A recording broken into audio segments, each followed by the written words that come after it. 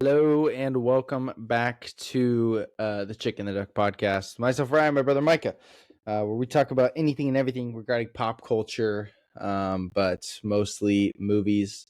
Today we are talking Dune Part 2, probably for a good chunk of time, I'm guessing. I think we both enjoyed it, to say the least. So we'll talk the whole movie. Complete spoilers for the whole movie will be happening. So if you haven't watched the movie or you don't care, you can listen. Otherwise, go watch the movie.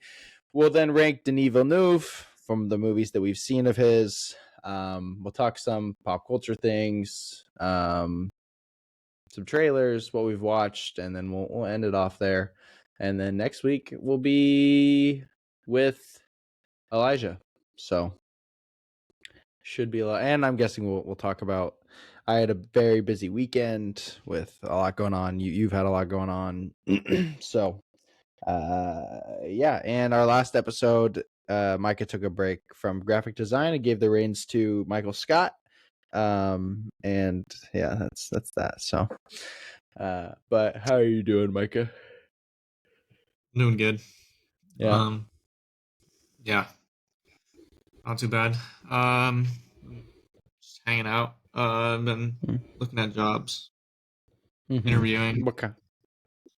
Like Uh, your type of job or just jobs? no, just jobs. Actually, as a deckhand on tugs. So I've been talking to Nick Mm. about doing that because it's a good job and Mm. potential for progression or whatever. So and he could Nice. probably get me the job. So Nice. um, just kind of been talking to him about that and kind of doing some stuff with that. So I applied for it and I've been did like a one-way interview thing. I don't know if Mm. you've ever done one of those, but No. yeah, where they like have videos. So you like listen to a video of them asking the question for whatever reason, because I guess it's more personal that way. They Oh. make like the HR people like record a video like saying the question, and then you respond, and you have like 60 seconds to say your answer or whatever. But you can like Okay. retake the video. Oh. So Just expertly. It's Yeah. it's weird. It's like a screening thing, but it's like it's bizarre. So, Interesting. um, yeah, I did that, but I mean, other than that, I not a whole lot other than looking for Yeah. jobs, other jobs, and just like kind of looking at Mm-hmm. it all. Nice. Um, and then obviously saw Dune, watched Mm-hmm. I watched Avatar. Mm-hmm. Um, yeah, Yeah. Very yeah, nice. that's it. Yeah. Sweet. Yeah. I had a busy. I mean, what we recorded last Monday. I think nothing crazy. Like during the week. Then Thursday, I went up to Tacoma to watch Parker and Kendall play. Ty was there. Didn't know he was going to be there, so that was a nice surprise. Grandma was there. Made sure to sit 2 rows in front of her. Yeah, I mean they won by like 40, so it was like fun. And then after Tad, Heather, Grandma, Ty, and I, we went to lunch, and hung out, and that was really nice. Being able to hang out and talk, that was cool. Came back home. Friday morning, I went to brunch with Tanner, who's been on the show. We went to brunch, which is super nice. It was really fun catching up with him. I went and got new shoes at Adidas. I actually have them on. Oh, ow. They're just gazelles. They're these ones. Oh yeah, yeah. So I just wanted to pair like nicer, like kind of just black shoes. I mean, I've been wearing them lately because I got them, but like I wear Birks, Hey Dudes, and boots. So like I just needed a pair of tennis shoes that I could kind of enjoy. Yeah. And I got money back from a Christmas present that didn't work out. So, but then went and saw Dune that night with Bright and Kayla and Jenna. Then I went to straight to IMAX pretty much after, just because I'm a loser who's got no life apparently.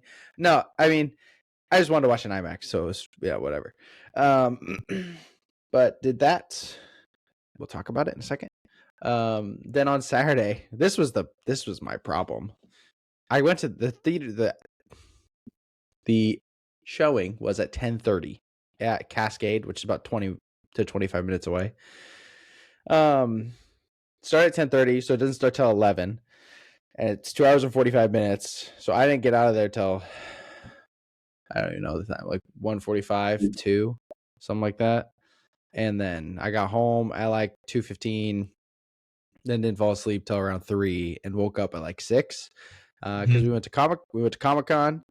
Um and that was super super fun. So the issue being we were gonna get the picture, and it was the same time as the girls' state championship game. So we went up to the people, the photo op people, like, hey, here's the deal. Can you switch it, please? Can you just like, we're like something? And they're like, yeah, do you want credit for the autographs? And we're like, yeah, let's do that. So we didn't get a picture with them, but we got to go and meet them and get autographs from Maggie Lawson and Timothy Odmanson from Mhm. Psych, Jules and Lassie. And because of how much the photo was, we got 3 autographs. So we were able to get 2 for Maggie, 1 for Timothy. And the extra one for Maggie, I had her write to Donnellan. Mhm. So I showed Mom. I don't know if she told you about Yeah, you showed me. it.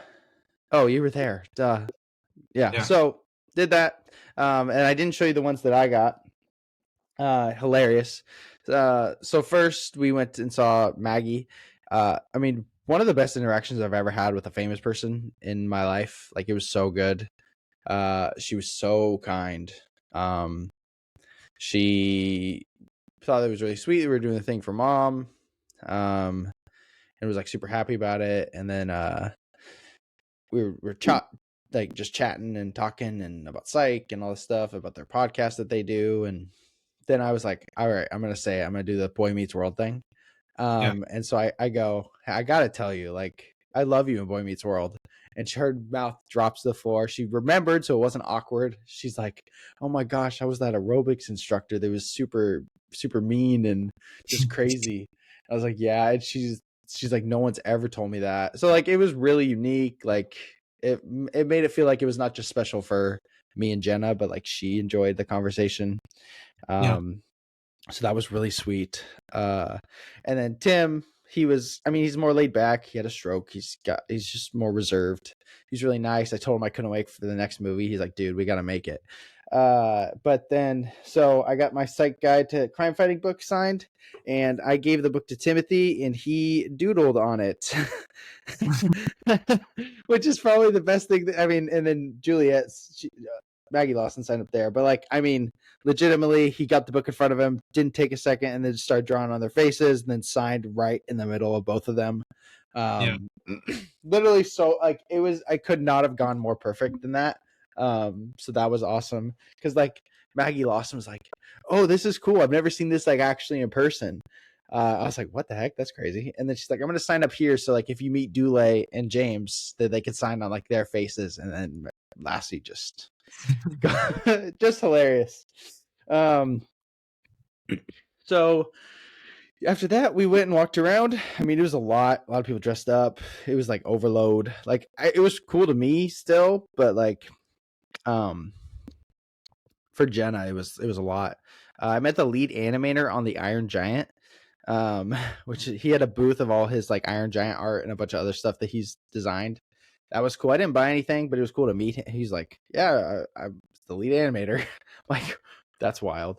Yeah. Uh, yeah, walked around, saw a bunch of booths. I bought some things. I bought good old Snape, Oh yeah. and then you'll appreciate these too. I bought Legolas. Yep. Not that you won't appreciate Snape, you like Snape too. And then I bought my favorite Harry Potter character, or not Harry, the Lord of the Rings character, Aragorn. Yep. So Everyone. the best. So I got all those for $40, which was nice. Oh, nice. Like, Yeah. 40 total. So there was like a deal 3 for 40, and I was like, these are like 20 to 25 each. So I'm just gonna do that. But yeah, I mean, we got Seattle style Polish dogs. Fire. Never had a Seattle style dog. I didn't know it was a thing. Wow. Yeah, I don't know what that is. To be honest.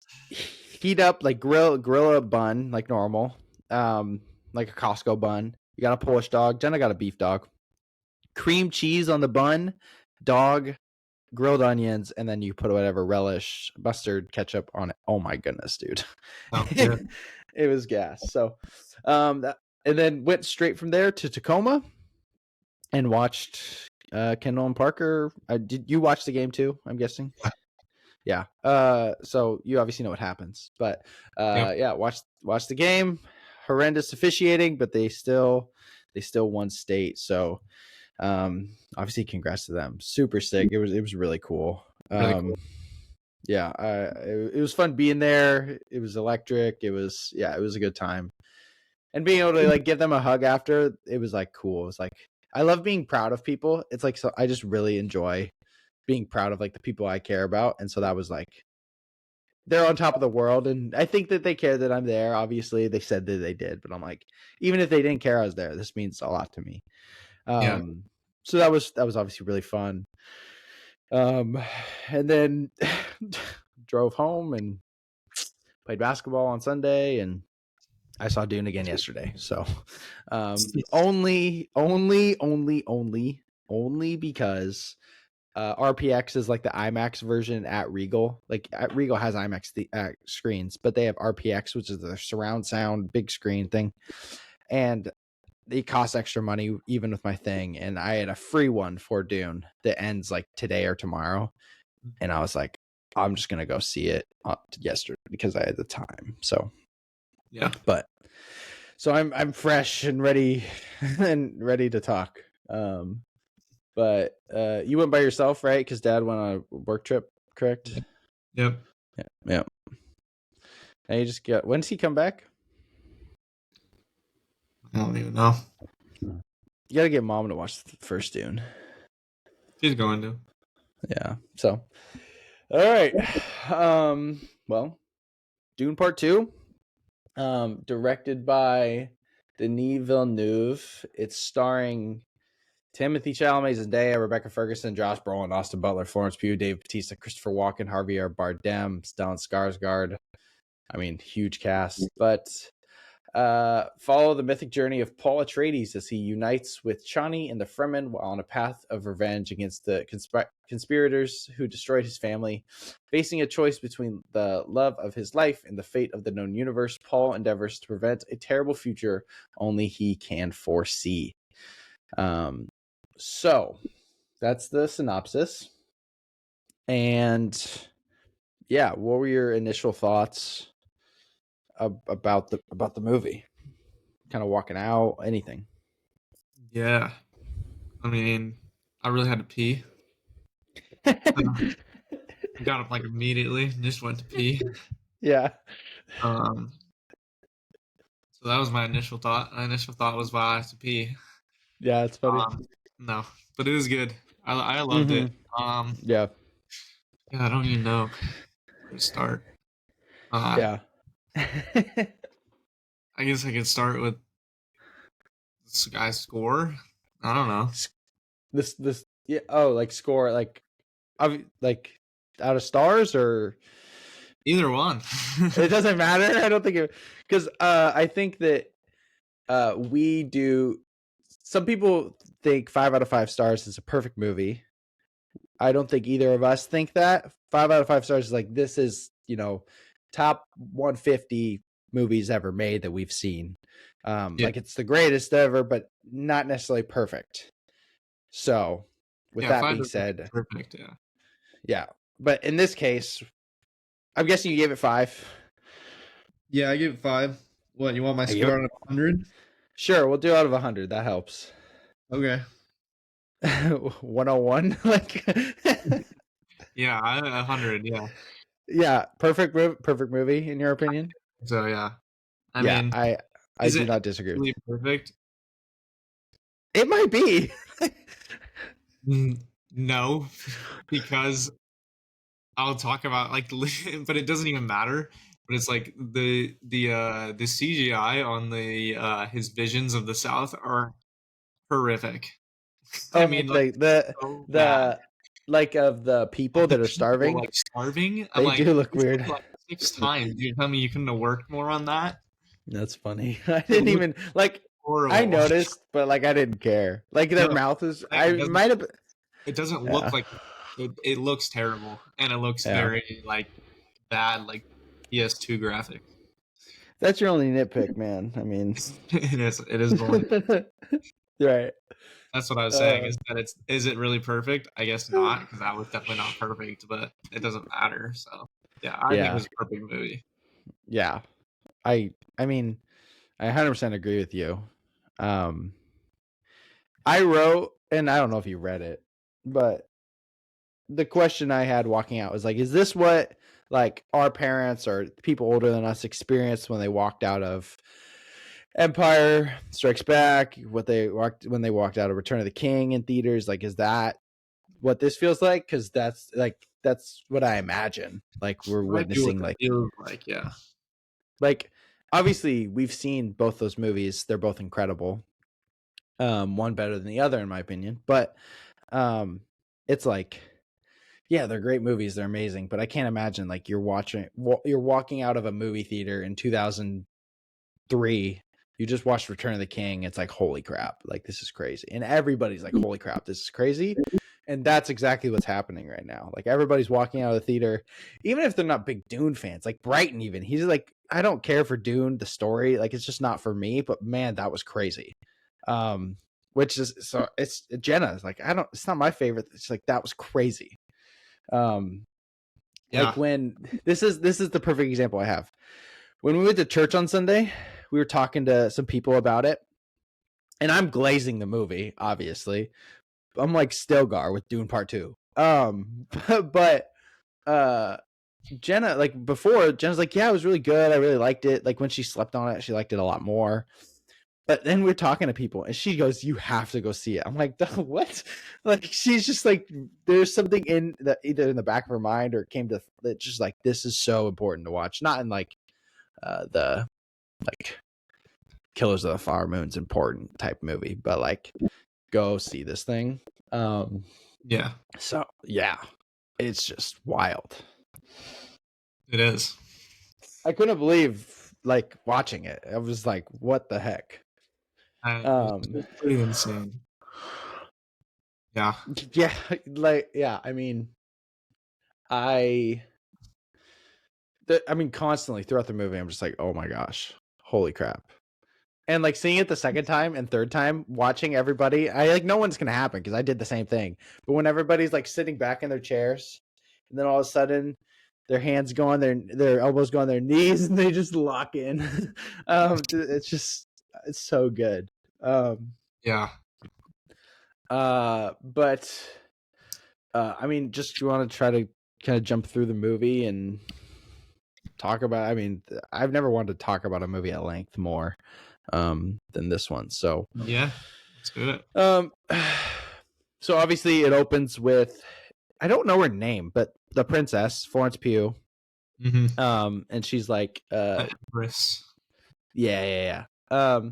She's talking about the events of the previous movie, which like if you haven't seen the previous movie and you watch this movie, like you'll get the idea that there's this big battle that happens, but like you gotta It's watch the it's pretty interesting how that was like one of the bigger takeaways. I think it was Mm. very successful in being a standalone movie, which was interesting for a continuation of a storyline. Yeah, like Like, they I'm not I saying mean like you have to watch the first one, but like I feel like we'll eventually like we'll not watch this Doom Part Two for a while, and then it'll come onto streaming services, or it'll come out. We'll mhm. buy it, and we won't watch the first one. No, this will Just jump straight it into the second one and watch it. especially if you've seen the first one, you understand the lore. It you definitely like it That's like what I'm saying. hypothetic. I'll watch the second one. I feel like I'm gonna watch the second one so many times, and I'm only gonna watch the first one probably like a handful of times. The first one's Especially, great. I'll watch them. I think I'll watch them probably unless I'm showing someone, probably like only a handful of times I'll watch them, like Back to Dune one, back. Dune two. Yeah. Yeah, like I mean, I come back to the Star Wars movie I come back to the most is Empire. personally. I think for you it's Revenge of the Sith, but you don't watch Attack of the Clones prior. And I don't watch A New Hope very often because I don't like New Hope as much. I like Empire. It's my favorite Star Wars movie. Yeah. Which there's a conversation to be had is this the best sequel? All that we'll talk about it when we get. But anyway, but I get what you're saying. Like I think if you never heard of Dune and you went and watched part 2, I think you'll be a little confused because there's so much lore and there's so much like this is a very complex But it's almost world. like, but because it's so complex though, it's like it's almost like I don't know. They do a really good job of carrying the weight of things, even if you didn't understand them. Even if Yeah, I you're don't. like, why does this matter or whatever? You're like, who are who are these Mm-hmm. people? Like, who are the Atreides? Even if you were Yeah. like that, you're like, oh, you know, they think that he's their Messiah Uh huh. and he's Paul Atreides. Yeah, he's this That's like guy, that's really all like you really need to know. and And they his whole do, family died. yeah, which they talk about. So it's like you'll. Yeah. I feel like a lot of the stuff they do a good job of just carrying the weight of it without even having to know. Yeah. I liked how they used the Empress because in the books, I'm gonna buy the books right now. There's an Amazon deal to get all 3 books, the first 3 books for $16. I'm about to buy it. 16? 16. Oh yeah, I'm gonna buy it because I wanted to read. I wanted to read it for a while. The conflict I have is like, do I want to know the story that happens? And then I'm like, I don't care. Like Denis gonna cook no matter what. But um, so but in the book, the Empress, I should look up her name. Every chapter begins with her writings, basically how she's writing and recalling Paul's story, basically. So I thought that was Ah, cool. oh, interesting. Princess U Urulan.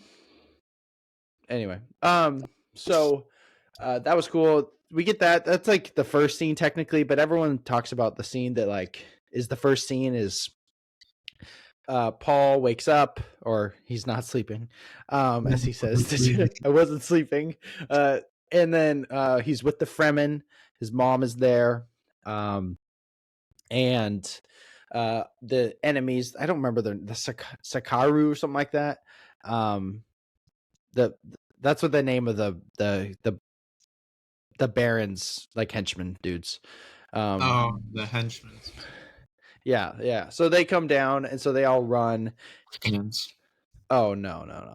They're like the Harkonnen henchmen guys, whatever. Yeah, I They know, are but I Harkonnens. remember yeah. Okay, yeah. And so they all run and hide, the Fremen do. And then kind of it's bright red, orange. It's so sick. It looks so good. And you get a first glimpse that Jessica's pregnant. I guess I don't remember if we learned that at the end of that first movie, but I can't remember. I can't Honestly, remember either. I wasn't really. I rewatched it, but I wasn't like watching it. I just wanted to like. 'Cause I watched the video or whatever before then, and then I was like, oh, I have time. I can just turn it on. So I was doing stuff, and had it on, but Yeah, and so we see she's pregnant, right? But then this guy's about to come get them, and then all of a sudden the device thing, the sandworm thing, which was it's so much louder in this movie compared to the first one. It's so sick.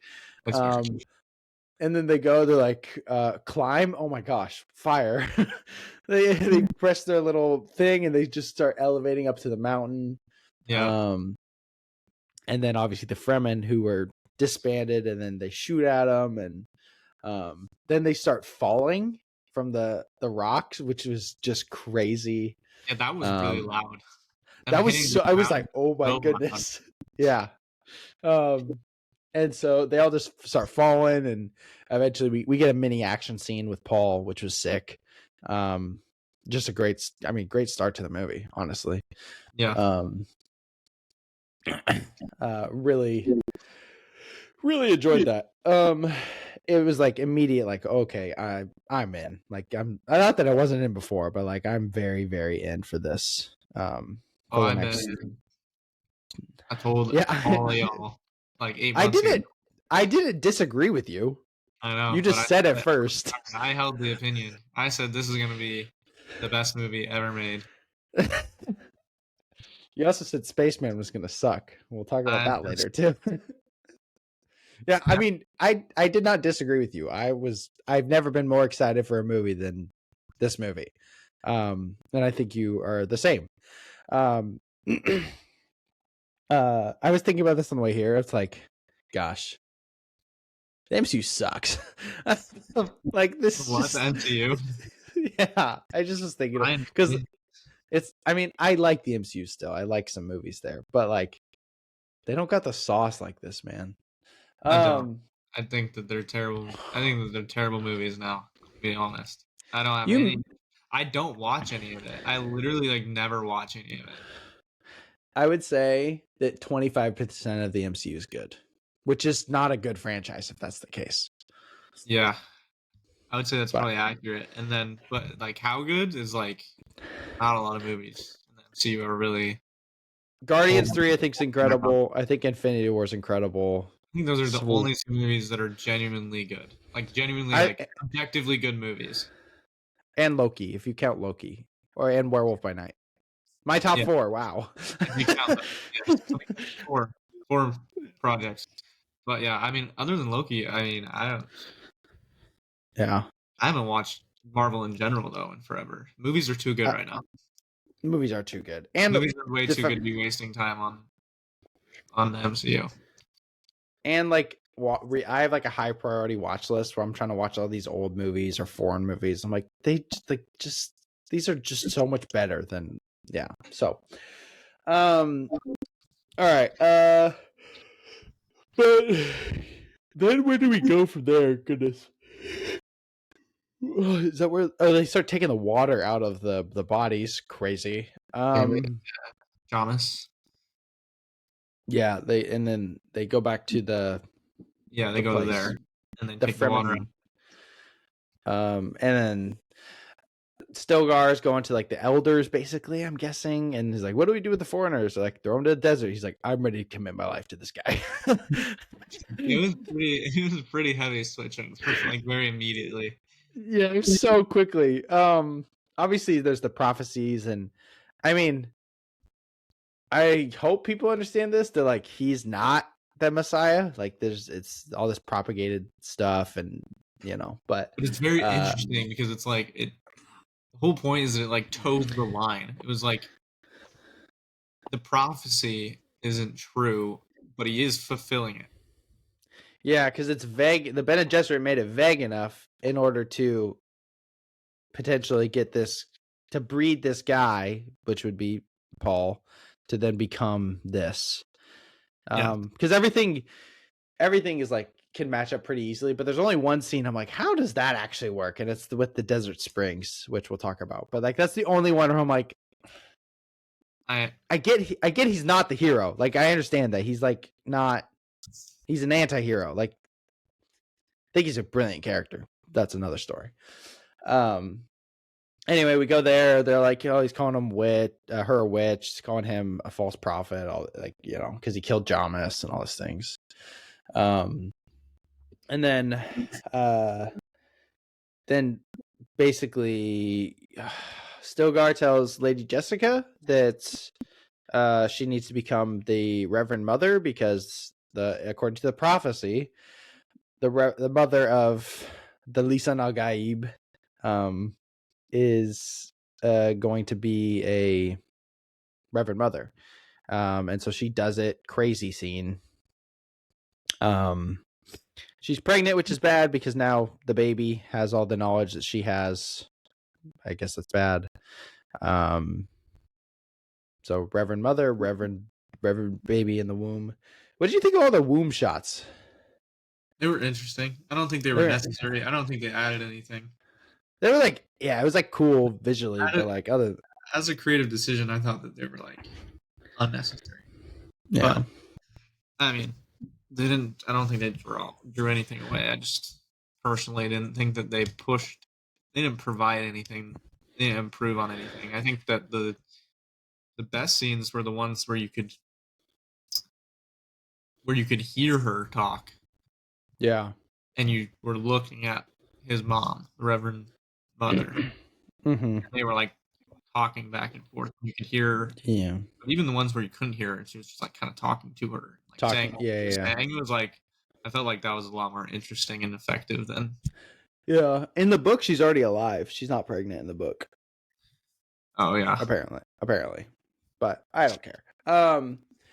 But yeah, so that she becomes the Reverend Mother, and then we get basically all of the we get the first like scene. Is it where they come out of the sand and they take they yeah. Then they start that's going on a rampage, pretty much. yeah, they're like destroying all the spice production basically of the Harkonnens. That scene's sick. Yeah, all of them are pretty dope. Pretty dope scenes. The dude Johnny freaking just shoots that guy. I was like, That's oh hilarious. wow, that was so funny. Watch out. Um, oh, I Reload. for it's just like whatever. I forgot my favorite Stilgar glazing moment of the whole movie was when he's like this. Paul was like, "This is not a miracle. Like my mother was trained to do this. Like poison transmutation is something that the Bene Gesserit are taught, you know." And then it cuts to like this conversation between Stilgar and a couple of his buddies. He's like, Fundamental. Yeah. the fundamentalists from the south, and he's like, the Lisan Al Gaib is too humble. And he doesn't want to accept the role or something like that. He's like, makes me believe even more as written. I was like, dog, this is. I mean, it was hilarious. But so yeah, so great. But yeah, this is when basically like they start learning, like Paul kind of integrates, then he chooses his name, he gets the name chosen Usul, and then he chooses Muad'Dib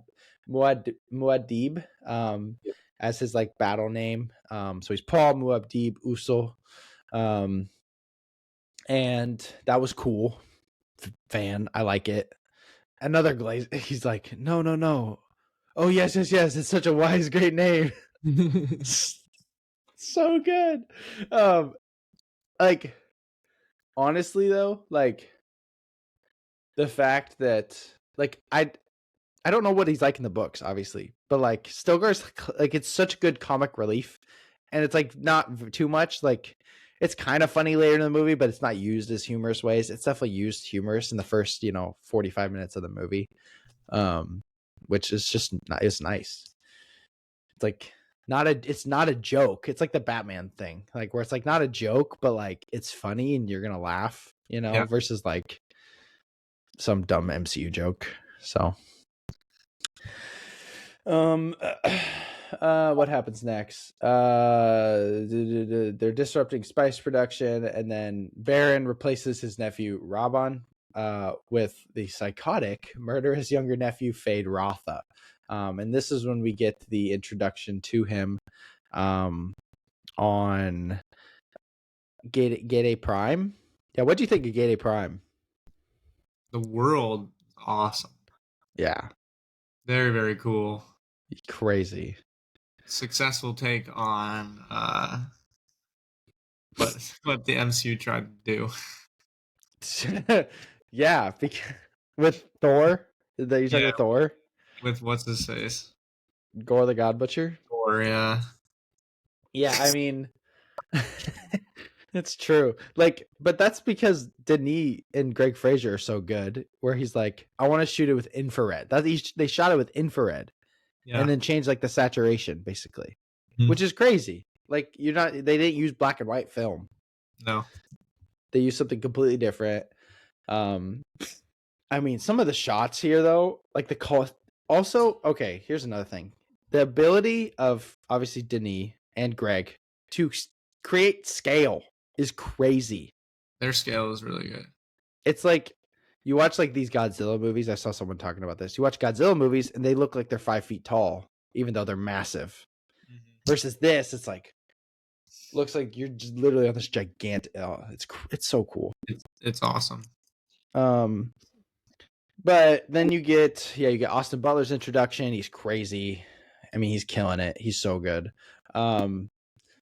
and it's basically a gladiatorial fight. You know, it's all for show. The guys he's fighting are drugged. It's his birthday, except one of the guys is not drugged. He kills all of them. It was sick. Like he takes off his thing, and then It was freaking he cool. goes and it was. I mean, it was awesome. Like It was cool. I I think people are still garring still going that. that, and him as a character, which we can talk about later. Uh, Yeah. but that moment really didn't do it for me. Like people are acting like it should have been. Mm. Like it wasn't that crazy. It was a good introduction. It was a well done scene and well done introduction, but it was not like people are acting like it's insane. Like he killed the two drug dudes like pretty immediately. Yeah, and the other guy was just he Drug, still was gonna kill.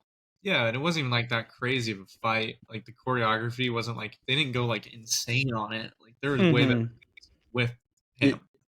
Obviously, Right. at the end, that was a way better.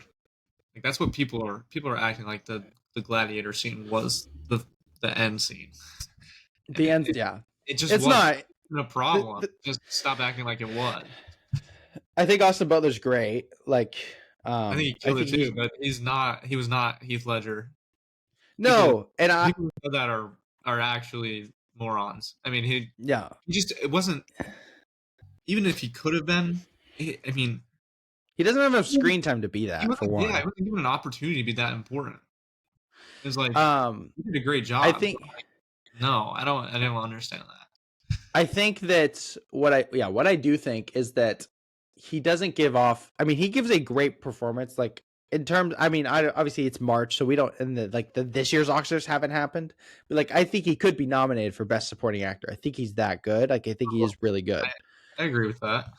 Um, and the thing that I said is that his performance is not as good as Heath's. It's not as good as Javier Bardem in No Country for Old Men. Like these are the best villains of all time, like performance wise. But I think he carries the same like aura of him. Like he carries the same like this is like his villain has still that not quite that much, but that much weight to it. Like he just Yeah, has this presence around him where he's like, oh, he's crazy. Like this is, and he embodies it really well. That's what I would say.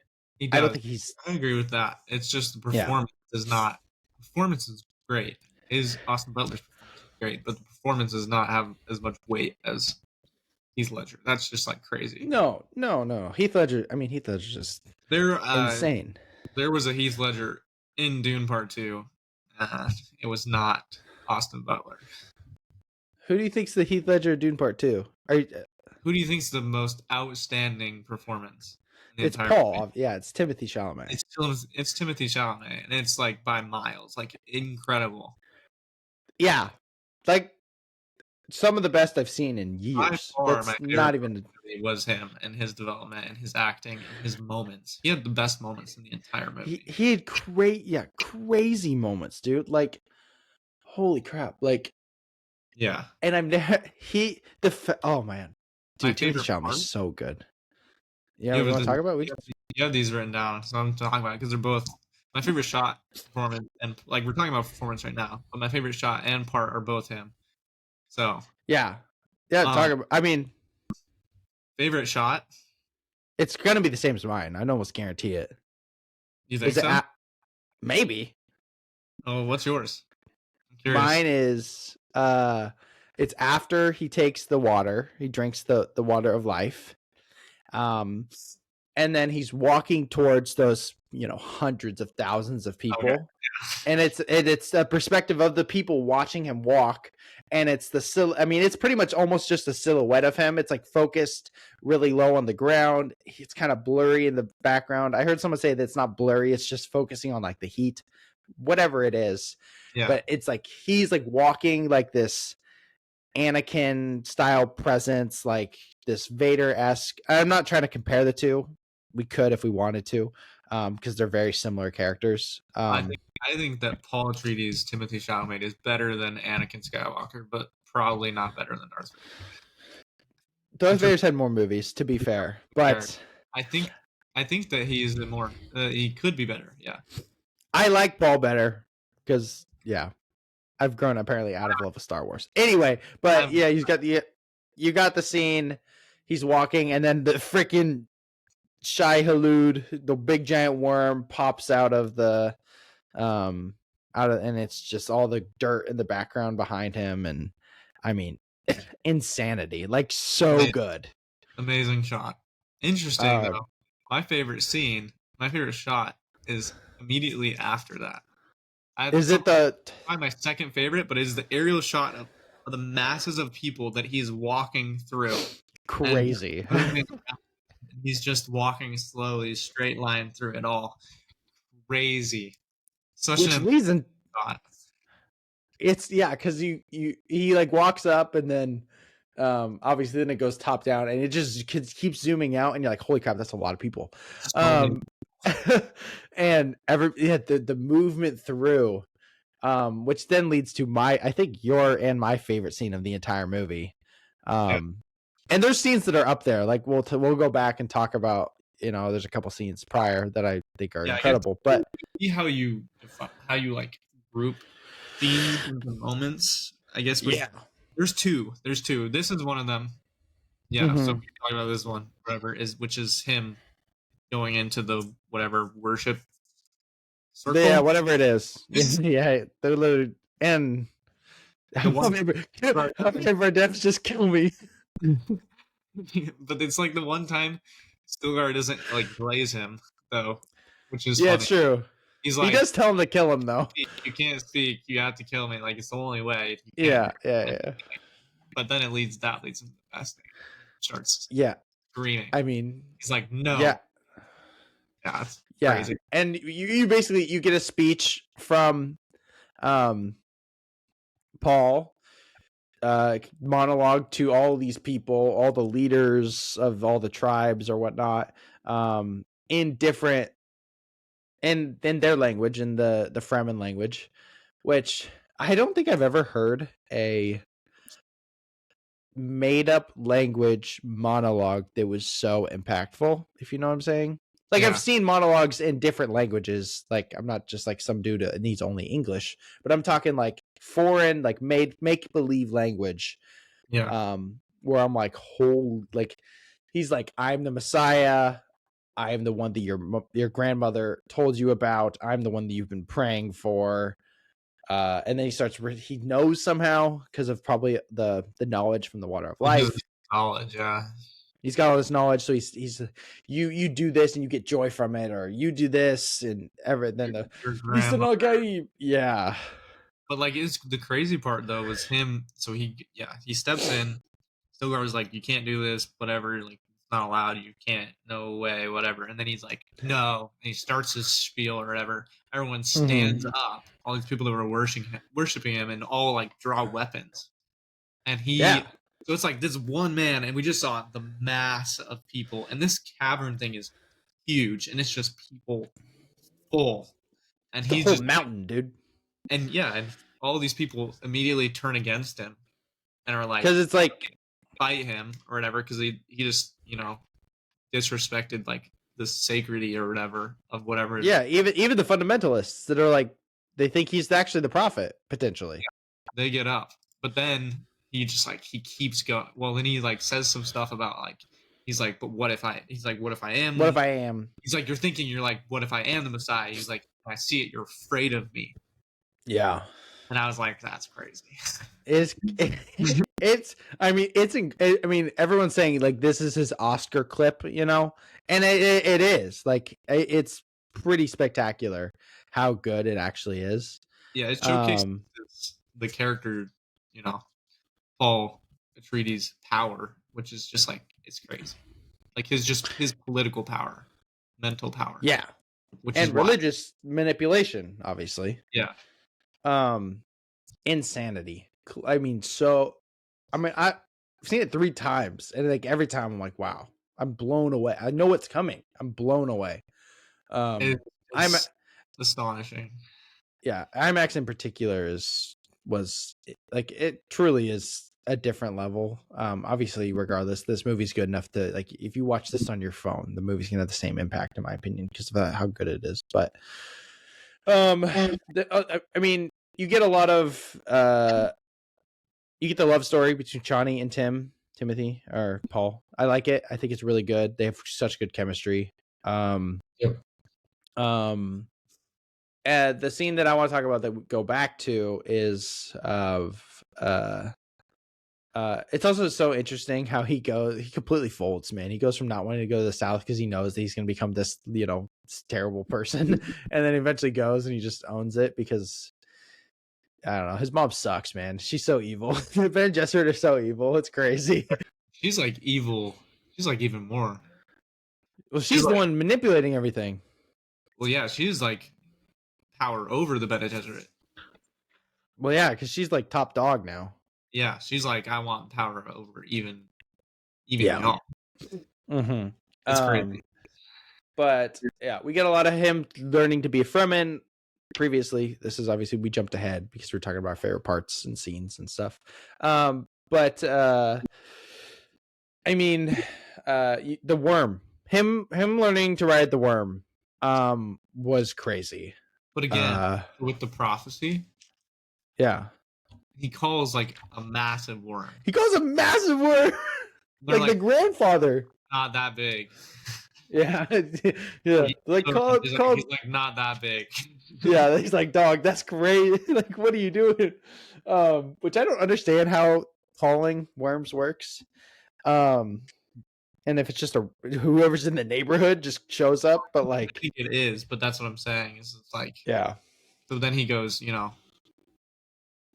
apparently that's part of the prophecy. He'll call like this massive grandfather worm. Grandfather worm, yeah.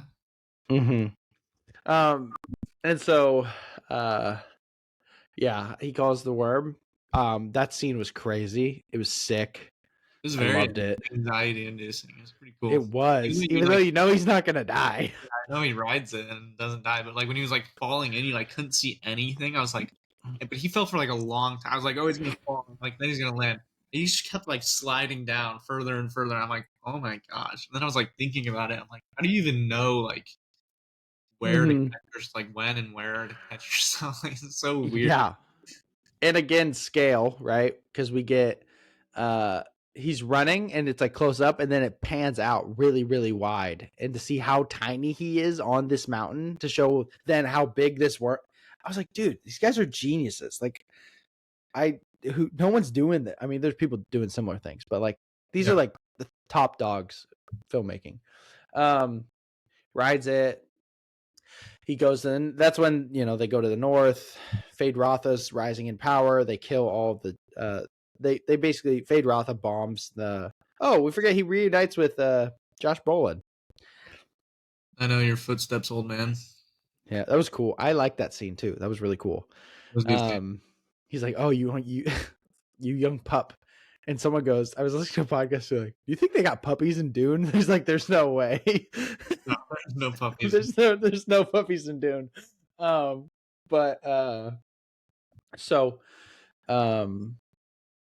Yeah, he meets Josh Brolin, but they learn that Josh Brolin knows where these warheads are. All this stuff happens. We don't need to go through everything. There's a lot of details that happen. He becomes Fremen, all this stuff, rides the worm. Fade Rotha bombs their like sacred home with all their water that they won't drink, which is crazy. And they're like dying of thirst. Well, it is also the water of dead people, but yeah, but I mean filters. Get a Brita, come on. Yeah. But they go south. That's when Paul drinks the water. And he's like kind of dead, but not dead. And then they get Zendaya's character, whose battle name means Desert Springs, and the prophecy is that the tears of Desert Springs will help Paul not die from the water of life. And Lady Jessica uses the voice, which the voice is so crazy.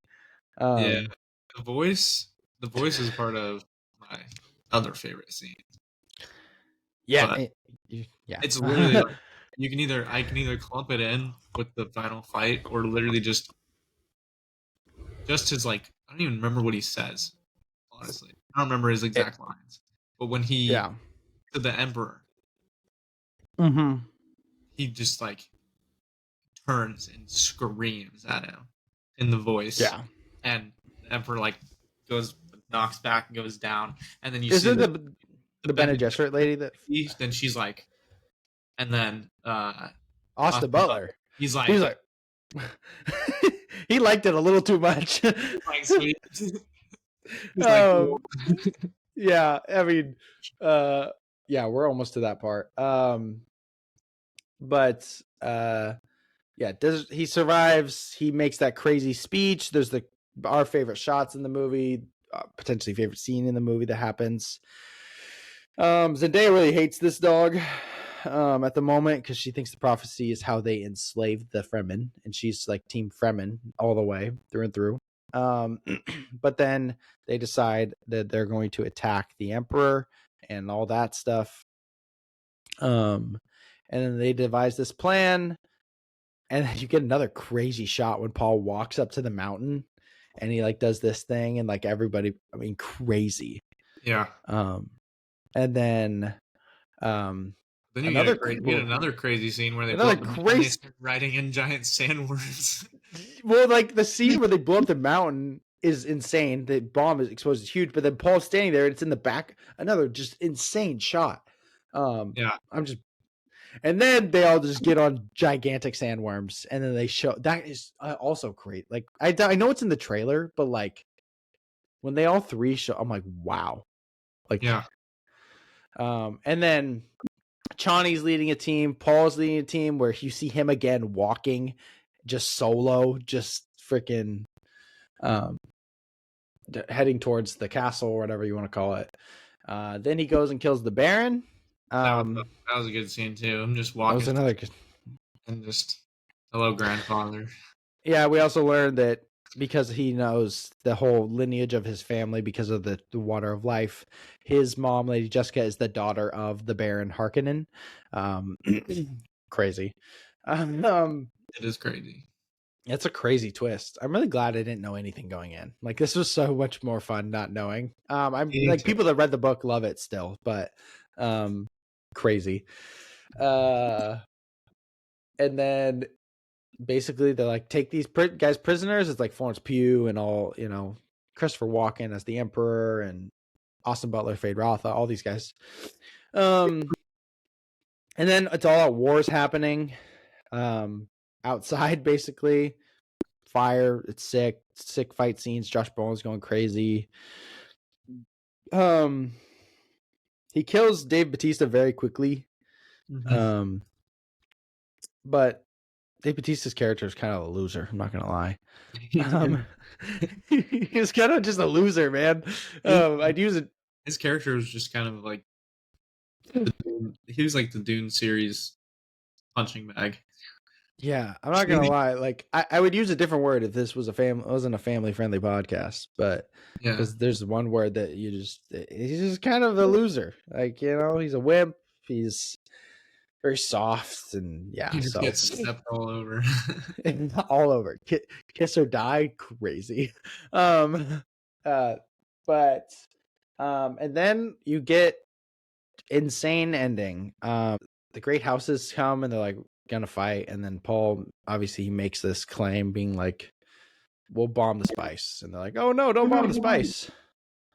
And then this is where Paul gives another speech. I don't remember the contents of it exactly, but then the Bene Gesserit chick was like, you better be careful what you say, Paul Atreides. And then he turns around and he yells silence in the voice or partial voice, something. And then she just tumbles, freaking crossed, just completely. And then Austin Butler looks weirdly enjoying it.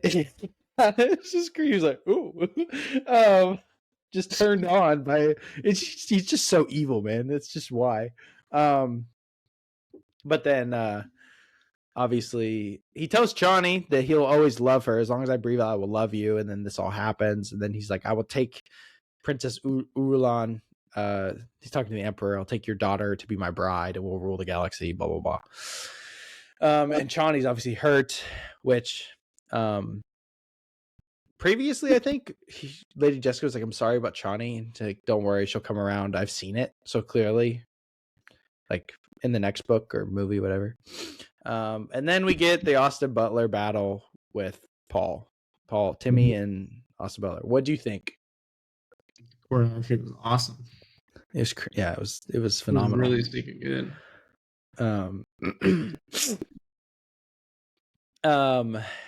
Yeah, freaking the whole "May my knife chip and shatter" fire. I saw a meme. I told Jenna this. She didn't think it was as funny as I do. Maybe you won't think it's funny either, but I saw it. I thought it was hilarious. It's like me before chopping lettuce in my kitchen. May my knife chip and shatter. But I mean, the choreography is crazy. His little spin move thing was wild. I was like, "Oh wow!" Oh, that was like they just like tossed it in there. I was like, that was sick. Yeah.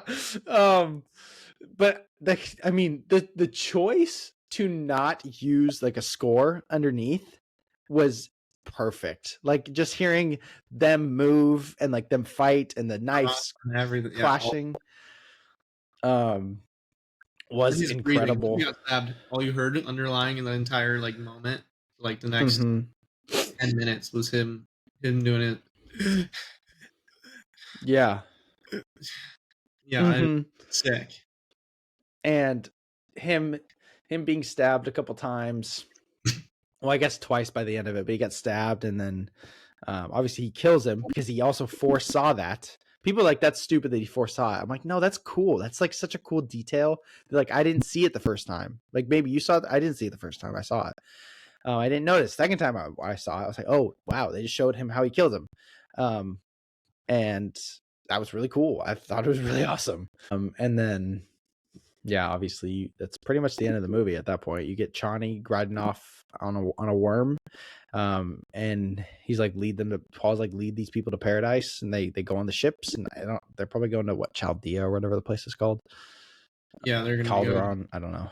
So, but yeah, I mean, that's pretty much the movie. Yeah. Okay, I looked at your letterbox. I didn't look at your score. But you have a list that is called "Every movie Worth Watching," and you put it number 1. I did. Is this your favorite movie ever? Yeah, I thought it was better than Interstellar. It's the first movie that I had a better first watch experience than Interstellar. Wow. And you think it'll hold up upon rewatch? I'm guessing. I do. Yeah, I think it's a fair assumption. As someone who's right when I finished watching the movie, all I wanted to do was watch the movie. I can literally relate. So I put it as my second favorite movie ever, actually. yeah. I Stand By Me holds too much like nostalgia for me to move it, I think. And like the personal connection with Dad, probably why. But yeah, this is like I don't, is it the best movie ever made? Like, is it better than Return of the King for you? I think so. You think it's just I watched Return of the King, but I honestly think it was probably a better movie. Yeah, I mean, I just watched Return of the King like 2 months ago. And like I like this better. Like it's so good. The dialogue is perfect. Nothing feels forced, nothing feels too long. It's not even like that crazy action packed still. I mean, the action that it does have is pretty insane. Like it's sick. Amazing. It's like, it's not like some big, powerful war battle movie. no. So much of it is still very political and methodical, and how interesting they made it is crazy. Yeah, and I think Paul is just one of the best characters in movies. Like I just find him so fascinating. I love the fact that he's like not the hero, but kind of the hero. Is he this prophet? Is he not? Obviously, the point is he's not the actual prophet. He's like a false prophet. Technically, that's the point. But I love just even thoughts behind it, and it's just so good. And it just sounds so hyperbolic to be like, this is actually the best movie ever made. But like, it's better than Empire Strikes Back. Like, Yeah, I would it's say the best by sci-fi. Yeah, like Dune by is so much. the best sci-fi movie by quite a bit. It's like between for me still it's this and 2001, but they're so different, and this has so much more. Like, I don't know. Like, obviously the performances are better. It's still a technical achievement in what we got. Obviously, 2001 was the whatever 70s, but yeah, it's just crazy how good this actually is. It's up there. I think that regardless of if it is, you think it's the best movie ever, that's obviously your prerogative. It's totally fine. But this is like definitely up there among the greats. Like, if you watch this movie in theaters, you walked out witnessing a historical moment in movie history. I'll say that. So, Yep, which is so sick. Being a part of it's awesome. I'm not gonna lie. it is pretty cool. So, yeah, that's that's our pretty much review and synopsis of Dune Part 2. Quickly, we can, quickly or not quickly, I don't know. We could go through Denis movies how many have you seen? 6. 6. So you've seen Dune Part 2, Arrival, Prisoners, Blade Runner, Dune, and Sicario? Mm-hmm. Okay, so I've seen 8. I've seen Enemy and Polytechnic, which are my 7 and 8. I'll just say it off rip. I want to watch Ensemble because apparently it's amazing. But Polytechnic's 8 for me. We're going to rank these, but I'm just going to go this off rip real quick. Polytechnic is really good. It's very different from what he makes now. It was made in like, I don't even remember the year, like 2009. Yeah, 2009. It's about a Canadian school shooting. I thought it was fine. Enemy, Jake Gyllenhaal, psychological thriller. It's like him playing himself twice. Because they're like identical, like his doppelganger, and it's this weird sci-fi like spider thing. That's really bad like explanation of the movie, but I thought it was good. I gave it 4 stars, but it's still number 7. So, what is your number 6? Sicario. It's my 6 as well. Are we gonna have Yep. the same list? This would be crazy. We Maybe. might. I don't know. I didn't think. Yeah, My number 5 is Dune. my number 5 is Dune. Oh, first. So, what do you think of Sicario? Do you give it 5 stars, Maybe. or do you have it 4? I'll look for you. I have it at 4.5. I think it's Four probably and a half. 4.5. Yeah, I want to rewatch it, but right now I have it at 5. But great movie. Yeah. And then Dune, Yeah. Dune 5. first 5 star. Yeah, same. What's your 4? 2049. That's my 4. I think I Maybe. previously had Arrival below Blade Runner, but I haven't updated. Like, that's what my list says. I haven't updated my list forever. Oh, okay. But so Blade Runner 2049's 4. Also, incredible movie. Dune knows how to make a sequel. Yeah. Oh, Dune Part 2 is definitely the best sequel ever made. By the way. Well, the best movie, I think it would have to be the best. Well, yeah, I'm saying in your opinion. Obviously, that's your opinion. I'm saying I think a lot of people would say that this is better than The Empire Strikes Back. A lot of people would say this is better than Two Towers or Aliens or Blade Runner 2049 or, Agreed. I think it's the best sequel. But what's your 3? Arrival. Okay, my 3 is Prisoners. And then my 2 is Arrival. Your 2 is Prisoners. Dune Part 2, yeah. Yeah. Yeah, Prisoners 1. Yeah. And Dune Part 2 obviously is number 1. Dude knows how to make movies, bro. He's probably the best director currently working. Even though, well, technically Hayao Miyazaki's working, but like, I don't know. Well, but he's like, is he working? Is he working? Kind of. He's alive and working. I know, but he hasn't really been working very, very much the past 20 years. Yeah, he technically, not actually, but like the past like 8 years. Well, his last film was 2013. Besides, obviously, The Boy and the Heron. I saw you updated your top 4. I did. I'm gonna be updating mine as well. I have to update it again, but Yeah. So I your did top update it. four, then Dune Part 2, Interstellar, Return of the King, and then what? Alien? Yeah, I don't Or would know. you put I Boy and the probably Heron? put, it's not going to be my Boy and the Heron's not my number 4. My number 4 will be Alien, but I probably will keep Boy and the Heron on it just to have To keep fish. animated. Yeah. Animation is cinema. All right. So Well, yeah, like we said, that's our Dune Part 2 review. That's our Denis Villeneuve ranking. Do you want to run through it like top to bottom? Your Denis? yeah, my number 6 is Sicario, number 5 Dune, number 4 Blade Runner 2049, number 3 Arrival, number 2 Prisoners, and number 1 Dune Part 2. Very nice. My number 8 is Polytechnic. My number 7 is Enemy. Number 6 is Sicario. Number 5 is Dune. Number 4 is Blade Runner 2049. Number 3 is Prisoners. Number 2 is Arrival. And number 1 is Dune Part 2. So a couple of pop culture things, like actual pop culture things that are just cool. A couple news things as well. So Shane Gillis was on SNL. Did you watch his monologue? Yeah, it was pretty gay and retarded. He did talk about gay people and He people said with Down gay and syndrome. retard in his SNL thing. I thought it He was did. You thought it was hilarious, is what you said? Yeah, I thought his monologue was hilarious to go into It was very. SNL and say all that was so funny. The thing was that, I mean, people were up in arms, obviously. This is the only reason we're kind of talking about it.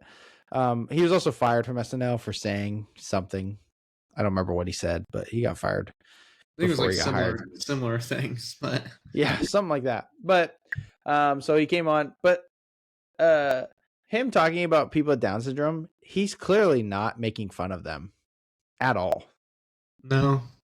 He's making jokes about them, not in a way that is making, like, there's a difference. And like he's clearly talking about how much he loves like his uncle and his niece, and like he's, yeah, it's like, how do you not understand that he's just like the People joke are where he just was like, people, when he was like, what'd he say?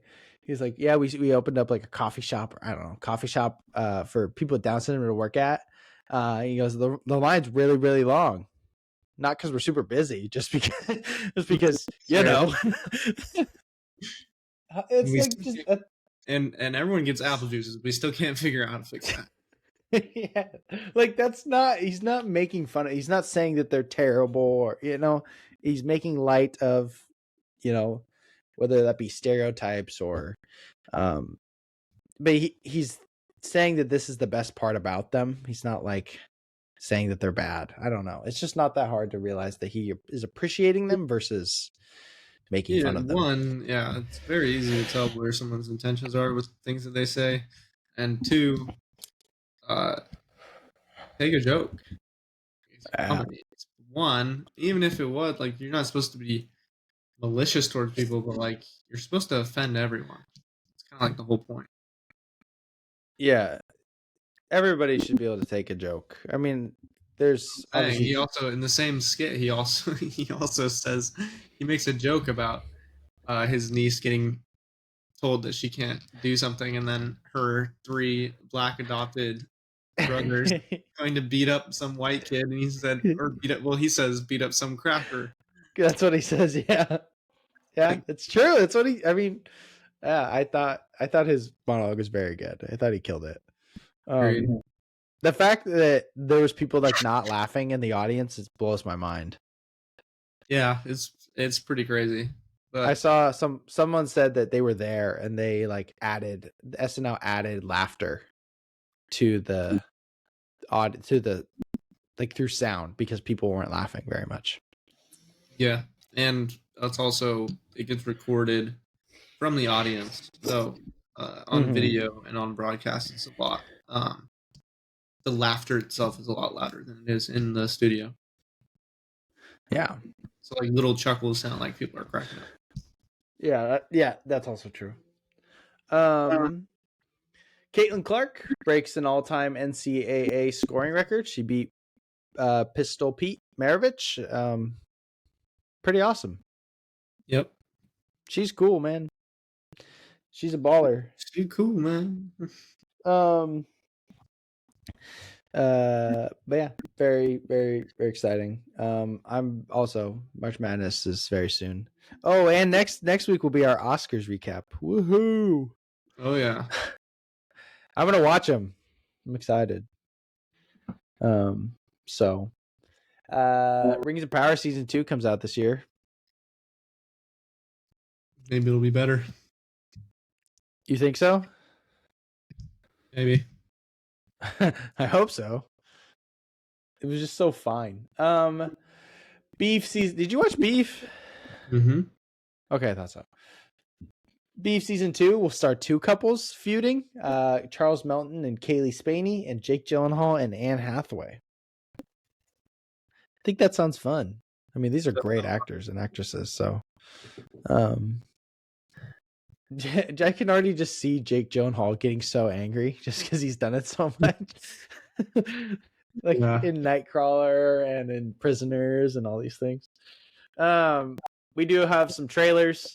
I believe the daughter of M. Night Shyamalan. This trailer, The Watchers. It's a horror movie. What do you think of the trailer? I thought it looked really good. I thought it looks really good too. It looks really interesting. Super interesting. I figure it's gonna be pretty good. Yeah, it looks cool. I'm a fan.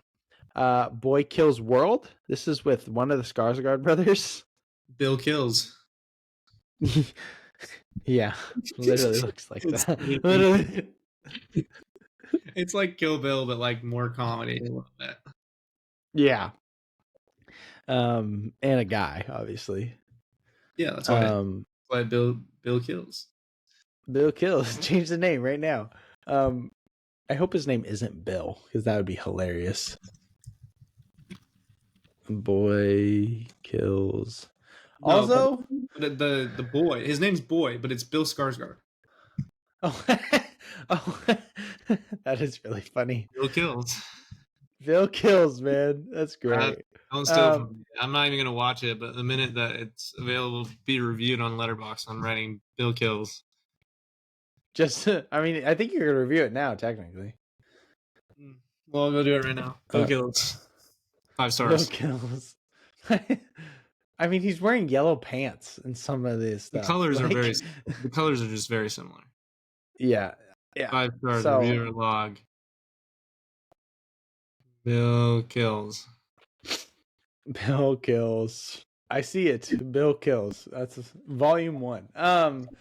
That's awesome. Yeah, it looks fun. I mean, it looks fine. Like, looks A lot of pretty people say crazy. it's terrible. There's a lot of top reviews are terrible. Wake up, the worst effing Deadpool reskin of your life just dropped. Wow. Stupid. Stupid A Deadpool wannabe. Reaffirms my belief that Deadpool is one of the worst things to happen to cinema. That's hilarious, man. I love it. Dollar store discount bin trash. Crazy. Go off, I guess. Wow. So I guess it apparently is bad, even though it looks fun. Like but whatever. It's like an average of 3 stars, though. But the top comments, popular reviews are all bad. So. Speaking of bad, we got a trailer for Borderlands. Yeah, not interesting in the slightest. Looks really bad. We got a trailer to Horizon, an American Saga, the Kevin Costner movie that he like mortgaged his house to budget. Yeah. What do you think about this? I don't think it looks incredible. I don't agree with the YouTube comments. I don't think it looks like it's going to be some monumental thing. I think it looks like a pretty standard Western movie. I like Western it looks movies. good. I think I'll enjoy it, but yeah, I think I'll enjoy it too. I don't think it reinvents anything, and I don't think it's going to be like. I don't think any of the characters you're not going to get like a Doc Holliday from like Tombstone, like iconic Western character. You're not going to get any of that. Mm-hmm. I feel like this is like a low budget, worse done Killers of the Flower Moon kind of take. Yeah, I don't know what it's about. Like, I get they show us a lot, but I don't know what it's about. I don't know what it's about at all either, but it seems like it's going to be very political commentary. He's a lot more progressive in terms of being in the Western genre. Yeah, Like he's not very conservative, so no, because I some think people. it's I saw. very political commentary on like stealing of land and things like that. Yeah, because I saw someone say, and it was on Twitter, so they obviously don't understand. They don't know Kevin Costner's actually like that. But someone said this will either be a pretty cool Western epic or incredibly racist. I was like, it's pretty funny. And obviously, I don't think it will be, but No, I think it has zero chance of being racist because he's not. I guess we'll see it. Again, he's not. He's going to be very on the opposite side of what people would think would be racist. Yeah, I guess we'll see. He's directed. I haven't seen anything he's directed, but we'll see if he's got the sauce as a director. We I will doubt see. it. We'll see if it but was worth ruining Yellowstone. Yeah, because this is what ruined Yellowstone was I this. think so. I mean, him wanting to do other projects, it was taking up too much of his time. So I'm sure this is the reason. Yeah. Well, I can guarantee you it'll be a dad movie, not like our dad in particular, but like a dad No, I movie. think you will like it a lot, probably. I think I like it a lot too, but Super I'm just saying dads will eat this up. So, they will eat it up. And then this morning we got a trailer for The Wild Robot. We've talked about this a little bit, but Yeah. we just got a trailer with no dialogue really, except for the song and then something at the end. But what'd you think? We need to be more than what we were programmed to be. Yes. I think it looks good. I think it looks good too. I'm optimistic. There's nothing like blowing my mind, but I don't know. It's DreamWorks. DreamWorks is hit and miss. The visuals look cool. The premise of the movie is potential to be very good, but we don't really know anything. Yeah, I agree. I agree wholeheartedly. Lastly, what have we been watching? Remember, we are doing less. I've watched not a ton more than this. I mean, in the last 2 weeks since we didn't talk about it last week, but you've been watching TV shows. I've watched some good movies and a bad one. But do you want to? Have you watched the whole animated show? No. Okay, but you watched the whole Netflix show. Yeah. Okay, so give your review for Avatar: The Last Airbender Netflix live action. Yeah. So I really only watched 2 things in the past 2 weeks. I mean, I watched some Shane Gillis, but because of the SNL stuff. So I watched what did I watch? The Austin one. I watched that one too. Stand up. Yeah, I watched that. But other than that, I literally just watched Avatar: The Last Airbender and Dune. But not a bad way to go, honestly. I mean, I don't know how good the live action is, but yeah. So I watched the Netflix one over so it's not, which I'm sure you already know this, but it's not like anything insane. No, Nothing to rave about. Yeah, they do change quite a bit. I didn't mind any of the changes except for one, which you probably heard singing Andrew talk about. I did listen to their 2-hour podcast about just this show. So did I. Yeah. No, but his like one of his big things is the same thing with me. Was that the Aang and Katara, the Katang relationship was like they just removed all of it, which is like it's just non-existent. Very weird. They made their relationship super stale. So that's Yeah. like one of the only things they changed that I was like I had a problem with. But this is one of those situations though that it just can't be done better in live action. It looks great. The bending looks great. I think the That's acting what I hear. Great. And it's like the way they did it, I think was awesome. And it is like a million trillion billion times better than the M. Night Shyamalan. So very nice. I enjoyed it a lot. I enjoyed watching it. I watched it. I wasn't mad. I watched it. I didn't like binge it. Like it wasn't anything crazy. But I enjoyed it a lot. And I agree. Yeah, I agree with most of the issues that he had. You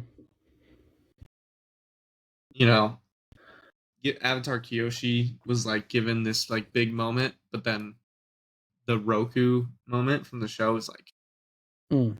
so good, and so they didn't have that, and then because they gave it to her. But I mean, she's awesome too. So it was like it sucks to lose the moment, but then it was like you also gain this like really cool moment.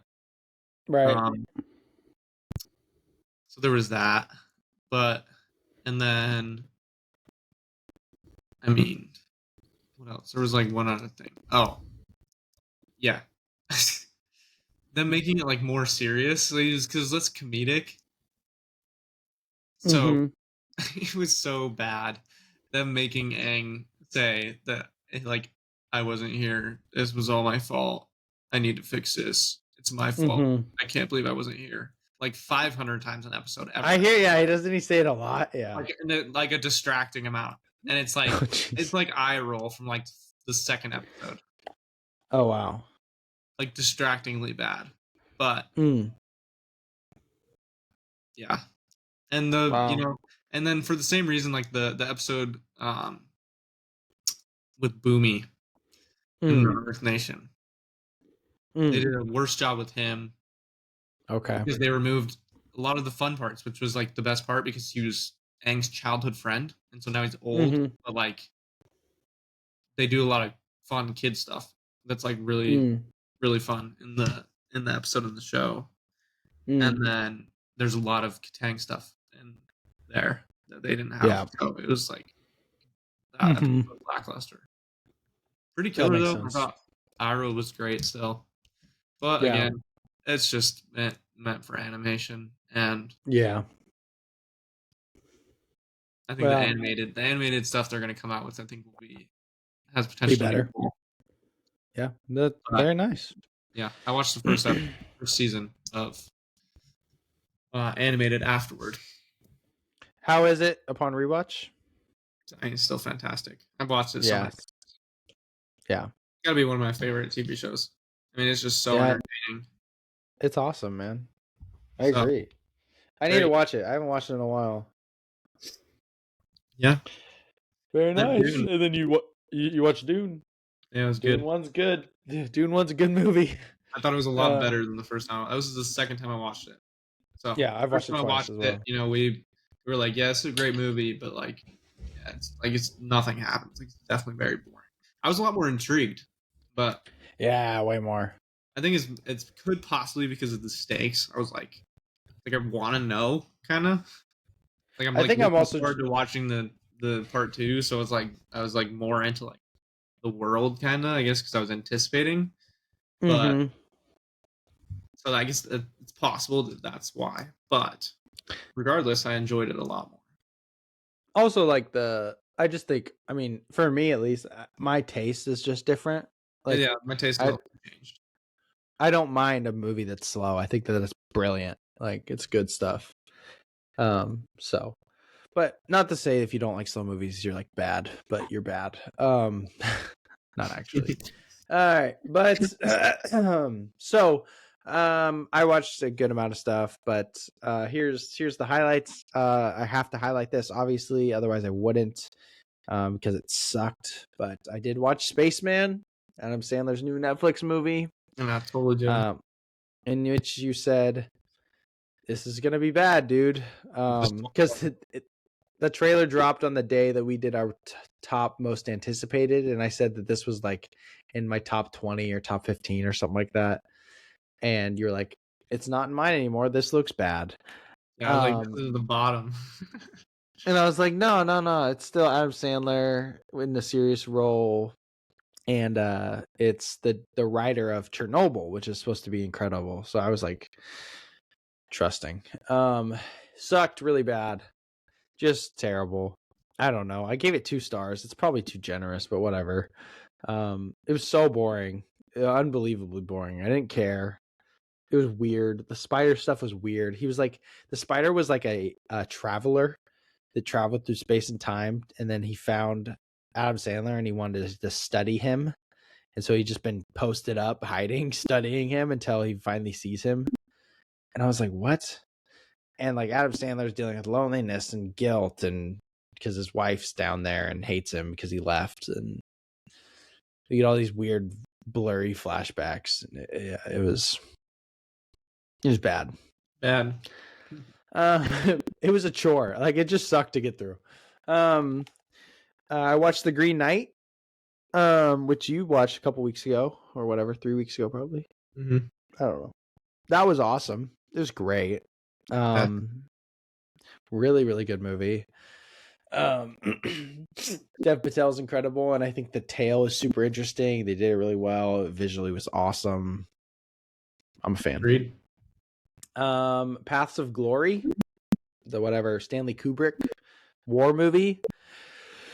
Amazing, incredible. It's Stanley Kubrick. He's just such a good director. So it's like very like anti-war. Yeah, I thought it was pretty awesome. I'm not gonna lie. It's like has this mix of like actual war stuff. It's got this mix of like courtroom drama. So it's great. Love it. I watched what's it called? Days of Heaven. Days of Heaven was super good. Terrence Malick. So I've seen. Have you seen The Tree of Life? No. So I want to watch Tree of Life even more now, rewatch it, because this was like really good. It was shot only 2 hours a day because he only wanted to film during golden hour where they were, which is crazy. And it paid off. It looked amazing. Yeah. But I mean, visually is super sick, but the story is really intriguing. It's got these crazy biblical themes of like Adam and Eve, and like there's a plague that's similar to like Exodus, and I mean, it's just about this like family basically. Loved it. It was awesome. I watched Perfect Days finally, dude. Oh my goodness. Truly just one of the best movies I've seen. I loved it. It's about a guy that just cleans toilets and bathrooms in Tokyo, and it's about his life, and there's all these intricate details about how like him just enjoying the mundane, the pointless, the in-between moments. He just loves to read and take photos of trees and get them developed, and he's got the same routine every day, every week, and you're just following that. And it was beautiful. It was awesome. His niece comes and spends some time with him, which adds a lot of stuff to it. It was so good. And it was like a very like a reflective movie for me, watching it, because of like we've talked about this all before, but like screen time and always wanting to do something and be busy, and like it's obviously intentional, but he every single day he gets up and he does his routine, and he walks out the door and he closes his door and he stops and smiles looking at the sky, and I'm like, dang, I don't ever do that. So the appreciation of the small and it was beautiful. I loved it. Super good. And then lastly, I don't remember what it was. What was the last thing? My page closed. Superman. Oh yeah, Batman v Superman rocks. The ultimate edition rocks. It's sick. It's not perfect. I'm not a Zack Snyder fanboy. I actually avidly do not like him because of it's not his fault, but I hate his fans. But this movie is so sick. I loved it so much rewatching it. Yeah. So fun.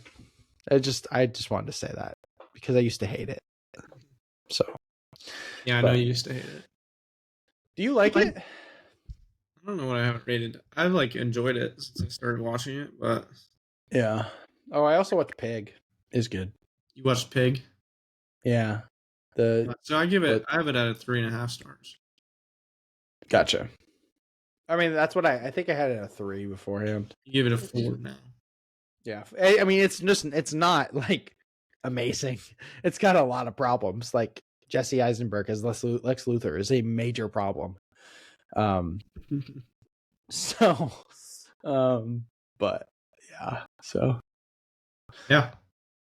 For we do these movie nights once a month with Jenna's fam. and we watched Knives Out for the one we did it, which is just funny watching everybody that hasn't seen the movie try to figure everything. I mean, it's so good. It's so great knowing what happens. But this month, because my birthday, I was like, we're watching Stand By Me because I don't ever get to force Jenna to watch the movie. So I'm like, we're watching that. That's hilarious. Yeah. So. Well, sweet. Yeah. Pretty good. That's the. Hour and a half. Yeah. Mostly. Didn't need to be longer. No. Yeah. Everybody go. I mean, you probably already watched Dune because you're at the end of the episode. So. Yeah. We started with all the spoilers. But if you Literally. listen to the spoilers and you're like, I don't care, well, hopefully Please you go go watch watch it it. now. Yeah, please go watch the movie because it's fantastic. And yeah. I want to watch it as soon as possible. Where do you think you're gonna see with Dad when he gets back? Yeah, if Mom doesn't go, but I think Mom will go. Well, W. So I don't know. You think Elijah could watch it? That's interesting. I don't really remember Yeah, anything right? super graphic and bad, but Like the only thing I can think of is to be creepy is on Giddy Prime. Like his like cannibal chicks are kind of weird looking. But oh yeah. Because there's like some creepy things, but yeah, I don't, it's not like super graphic and there's no language. no. I mean big Baron butt, but like other than that. Big Baron butts. Yeah, I mean, he probably. I mean, not right now, but no, it would go way too over his head too. But I'm sure he'd be allowed to watch it fairly soon, earlier than a lot of PG-13. So yeah. Oh, and next week. Yeah. Yes, sir. Yeah. Dope sauce. Well, yeah. Very cool. Everybody, life's tough. Get a helmet.